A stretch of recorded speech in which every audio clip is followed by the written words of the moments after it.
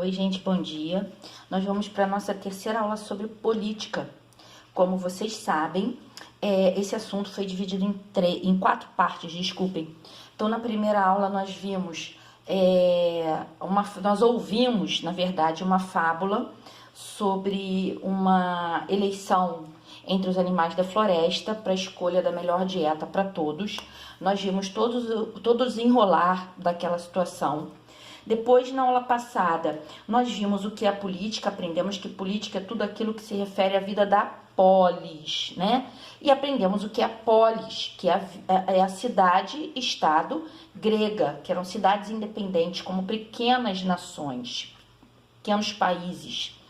Nós vimos o que é democracia, o conceito antigo e o conceito atual. Nós vimos que a democracia surgiu em Atenas. Enfim, aprendemos o que é Estado, o que é governo e o que é nação. O que é necessário para a gente ter um Estado. Não existe Estado sem território, né? O governo tem a responsabilidade de administrar, de governar o Estado. E a nação é um conceito mais cultural, um conceito de identidade, é um conceito mais ligado aos sentimentos que a gente tem pelo nosso Estado, não é isso? Hoje, gente, nós vamos começar a ver as formas de governo, os regimes políticos, os partidos políticos. Então, olha só, vocês vão inclusive começar a entender melhor tudo que vocês ouviram na primeira e na segunda aula. Então, vamos lá, gente. Eu começo falando com vocês sobre as formas de governo, sobre os modos de se governar, né? Esse modo de se governar, essas formas de governo, eu coloco 3 aí para vocês, ó. São essas 3 que estão aí. A primeira é a monarquia, governa de um monarca. Quem é o monarca? É o rei, o imperador. O Brasil já foi uma monarquia com Dom Pedro I, Dom Pedro II. A república, gente, que é a forma de governo mais atual que nós conhecemos. É o governo onde os poderes são divididos para que nenhum seja mais importante do que o outro.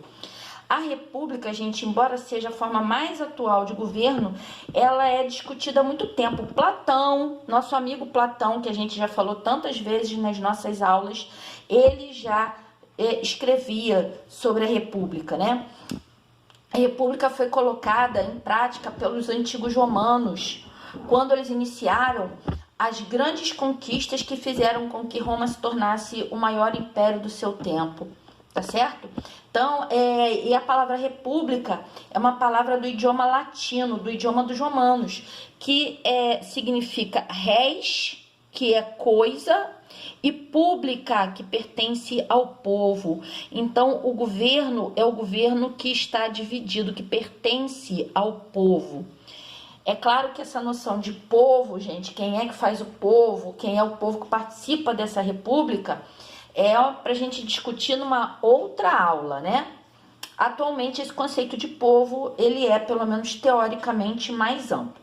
E a última forma de governo é a anarquia, que a gente associa à bagunça, né? A gente ouve dizer, isso está uma anarquia, isso está uma bagunça, mas é uma injustiça muito grande que a gente faz com os anarquistas. Os anarquistas, eles pregavam a ausência de toda e qualquer forma de governo.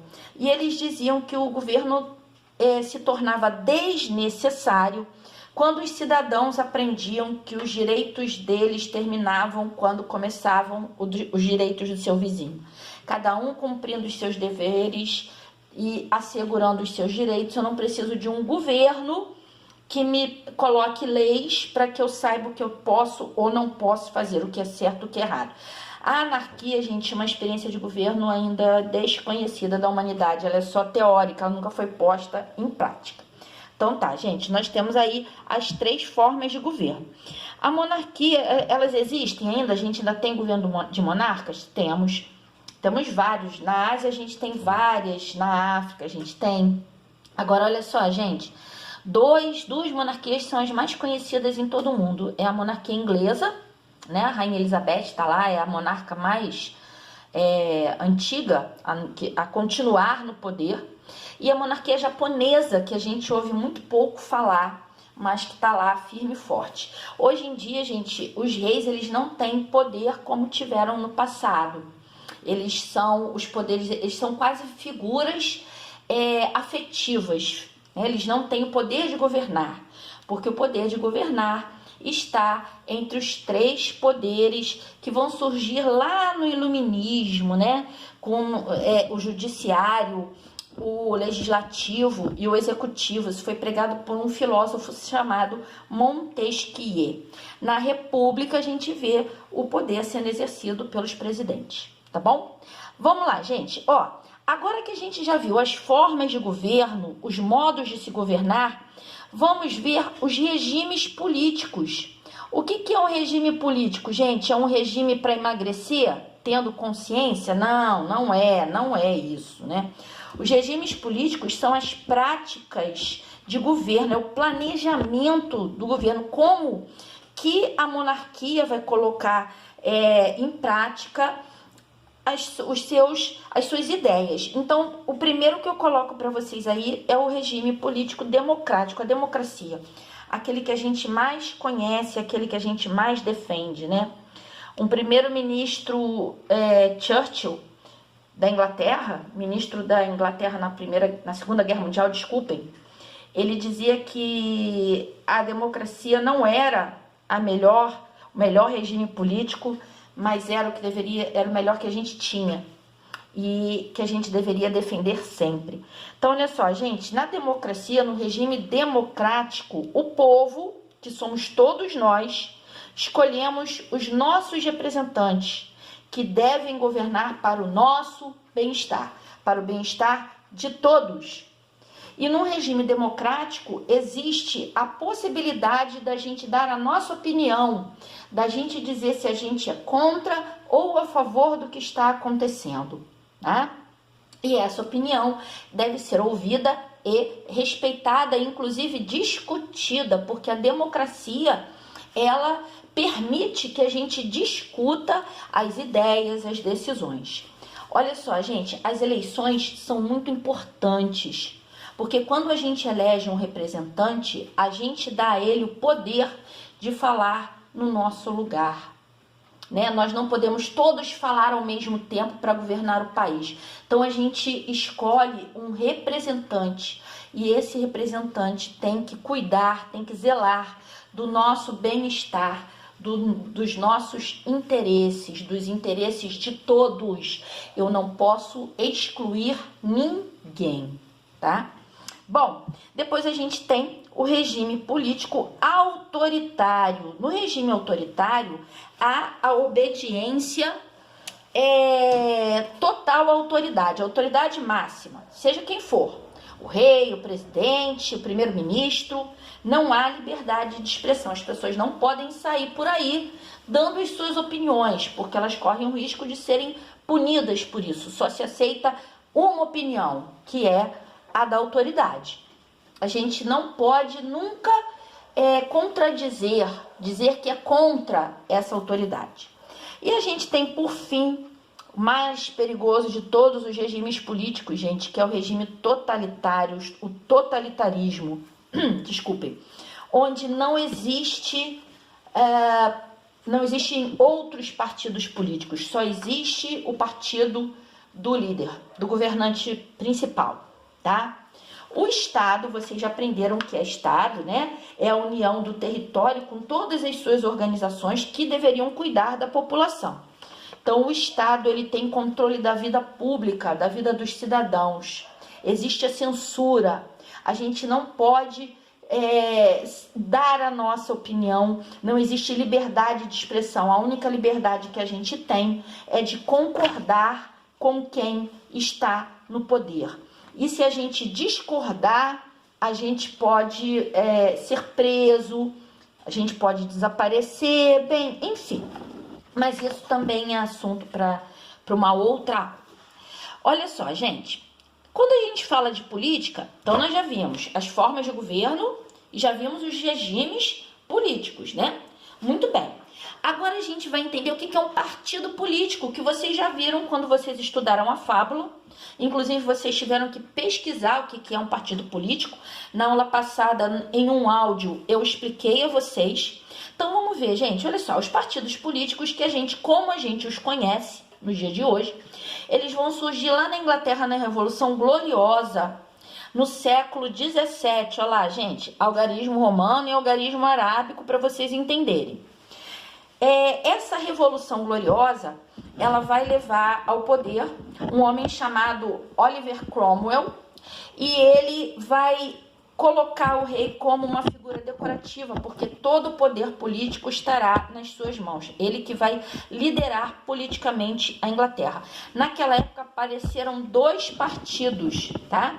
Que os Tories, que são os conservadores, que eram os grandes donos de terra, e os Whigs, que eram os liberais, formado principalmente por comerciantes, grandes comerciantes, né? Nessa época, a Inglaterra já havia chegado, dominado os Estados Unidos, que hoje a gente conhece como os Estados Unidos, e haviam grandes consórcios de comércio naquela época, grandes grupos comerciais que tinham muitos interesses. Esses dois grupos, gente, na verdade, esse aqui queria que o rei mantivesse o seu poder, mantivesse toda a sua autoridade, e os Whigs achavam que deveriam participar mais do governo, né? Deveriam ter mais voz. Na Revolução Francesa, gente, nós vamos ver surgirem dois partidos, os girondinos, que eram moderados, que achavam que a França precisava de reformas, e os jacobinos, mas essas reformas deveriam ser lentas, deveriam mudar só um pouquinho as coisas, não precisava mudar tanto. E os jacobinos, que eram radicais, que queriam mudanças profundas e rápidas, né? Vale lembrar que na época da Revolução Francesa, a maior parte do povo francês era muito explorado pela nobreza. Os trabalhadores, principalmente, tanto no campo quanto na cidade, eles eram extremamente explorados pelos poderosos, né? E no Brasil, gente, quando o Brasil se torna independente, lá em 1822, com Dom Pedro I, a gente vai ter dois partidos, os liberais e os conservadores. Na verdade, gente, esses dois grupos, eles eram bem parecidos entre si, tá? Beleza. E aí, gente, olha, os partidos políticos, eles são grupos, como nós já vimos na outra aula, eles são grupos onde as pessoas se reúnem voluntariamente. Ninguém é obrigado a se filiar a um partido político. As pessoas têm a mesma opinião, elas entendem o mundo, a sociedade da mesma forma, e eles têm como principal objetivo lançarem candidatos para defender essas ideologias, né, essas ideias. Muito bem, gente. Nós ouvimos falar muito também aí na televisão, nos noticiários, o que é fulano é de direita, fulano é de centro, tem o centrão, tem a esquerda, mas afinal de contas, exatamente o que isso significa? Vamos lá. Olha só, eu trouxe aqui para vocês uma foto do Congresso Brasileiro, tá? Mas esses termos surgiram lá no Congresso Brasileiro? Não, gente, eles não surgiram no Congresso Brasileiro. Eles surgiram também na Revolução Francesa. E eles surgiram da seguinte maneira. Havia um salão, né? Aqui eu só tô colocando o Congresso Brasileiro para vocês conseguirem visualizar, tá, gente? Só por isso. Então, olha só, gente. Vamos dizer que a entrada desse salão fosse aqui pelos fundos, ó. Pelos fundos, as pessoas entrassem por aqui, né? Então, o que aconteceu? Quando se reuniu a Assembleia Nacional Francesa, que tinha a função de escrever um novo conjunto de leis para a França, uma constituição para aquele povo, o que aconteceu? Do lado direito da sala, as pessoas entraram na sala. Então, do lado direito, por puro acaso, não foi nada combinado, quem se sentou do lado direito do salão? Olha só, gente, os grandes donos de terra, os nobres, que eram aquelas pessoas muito próximas ao rei, os duques, os barões, os viscondes e os grandes burgueses, os grandes comerciantes que exploravam o comércio nas colônias francesas, que tentaram tomar conta do Brasil. Pois é, por acaso, essas pessoas se sentaram à direita, do lado direito da sala. No centro da sala, vamos fazer de conta que aqui haviam cadeiras também, existiam cadeiras também, né? No centro da sala, gente, ficaram os burgueses moderados, né?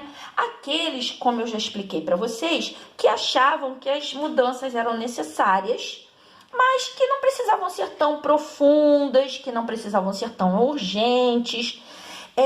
Esses burgueses aqui, eles não eram tão ricos quanto os grandes comerciantes, tá?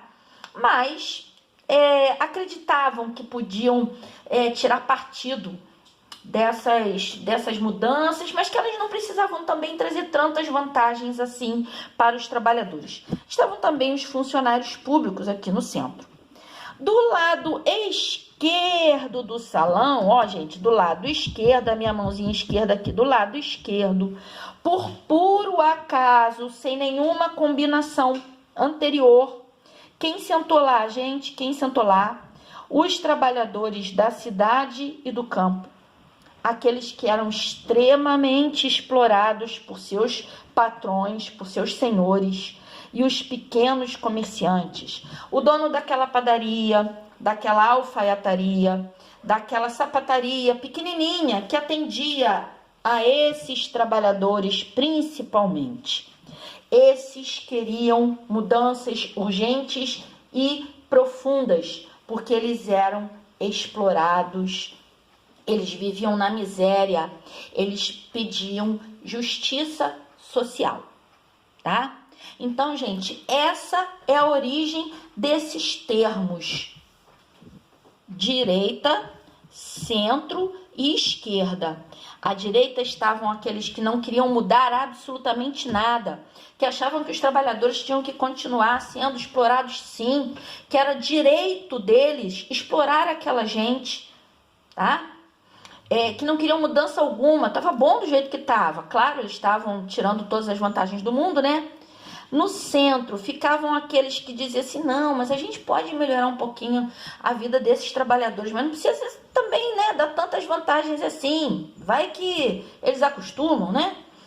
E à esquerda, por puro acaso, estavam os trabalhadores que sentiam na pele, que sustentavam o Estado francês com o seu trabalho e que precisavam urgentemente de mudanças para que a vida fosse melhor, para que eles tivessem direitos políticos, tá? Aí se diz assim, mas por que se fala tanto da esquerda, que a esquerda é radical? Justamente por isso, porque à esquerda estavam aqueles que mais sofriam com toda a situação política da França. Então, a origem desse termo, desses três termos, direita, centro e esquerda, é essa, tá?